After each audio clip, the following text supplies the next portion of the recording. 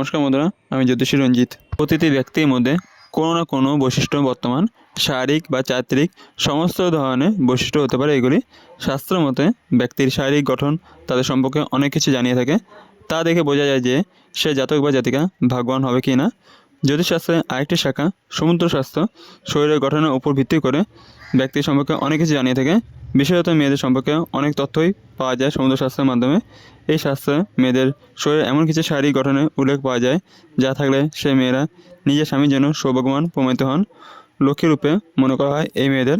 এদের উপস্থিতি ধরুন স্বামী প্রচুর ধন সম্পত্তি মালিক হতে পারেন।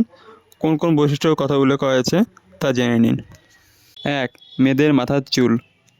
সমুদ্রশাস্ত্রের মতে যে মেয়েদের চুল লম্বা ও মোলায়েম তারা ভাগ্যবান হন। লক্ষ্য করেছেন নিশ্চয়ই, দেবী প্রতিমার চুল লম্বা ও মোলায়েম হয়। লম্বা ও রেশমি চুল আসলে শুভ ও সৌন্দর্যের প্রতীক হিসাবে স্বীকৃত। 2. মেয়েদের নাভি। এই শাস্ত্রের মতে মহিলাদের নাভি বড়, গভীর এবং ডান দিকে মোড়া থাকা অত্যন্ত শুভ লক্ষণ। মনে করা হয় এমন মহিলারা অর্থ ও সুখ লাভ করে, এদের সন্তান ভাগ্য ভালো হয়। 3. মেয়েদের মাথা। যে মেয়েদের মাথা বড়, কপাল চওড়া তাদের ভাগ্যবান বলে মনে করা হয়। চওড়া কপালের মেয়েরা যেখানে যান উন্নতি লাভ করেন।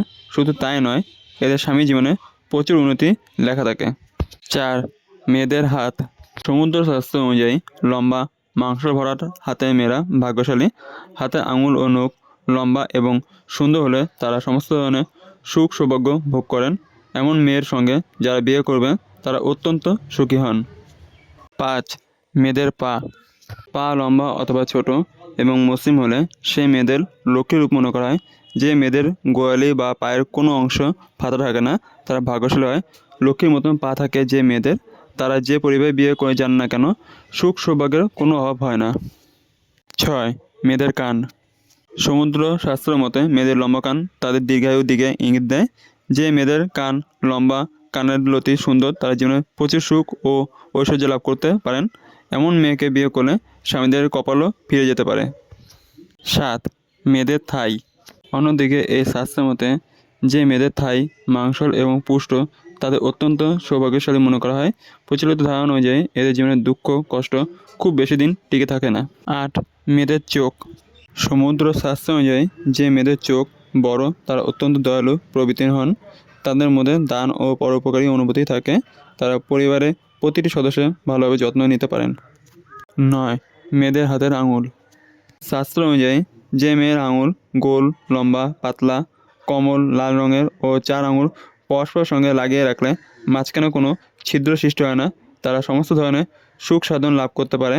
পাশাপাশি এই মেয়েরা সমাজে জনপ্রিয় হয়ে থাকেন। সকলে এর প্রশংসা করেন। স্বামী ও শ্বশুরবাড়ির জন্য এরা ভাগ্যবতী হয়ে থাকে। 10. মেয়েদের ঘাড়ের দৈর্ঘ্য। যে মেয়েদের ঘাড় লম্বা তাদের কাছে কখনো অর্থভাব হয় না। আবার যে মেয়েদের ঘাড়ে 4 আঙুলের মাপে 3টি স্পষ্ট রেখা থাকে তাদের কাছে অনেক গহনা থাকে। স্বামীর জন্য ভাগ্যবান হন এই মেয়েরা। নিজের স্বভাবের কারণে শ্বশুরবাড়ির সদস্যদের মন জয় করে নিতে পারেন এই মেয়েরা। পরিস্থিতি যেমনই হোক না কেন এরা সবসময় নিজের স্বামীর পাশে থাকেন। 11. মেয়েদের শরীরে তিলের অবস্থান।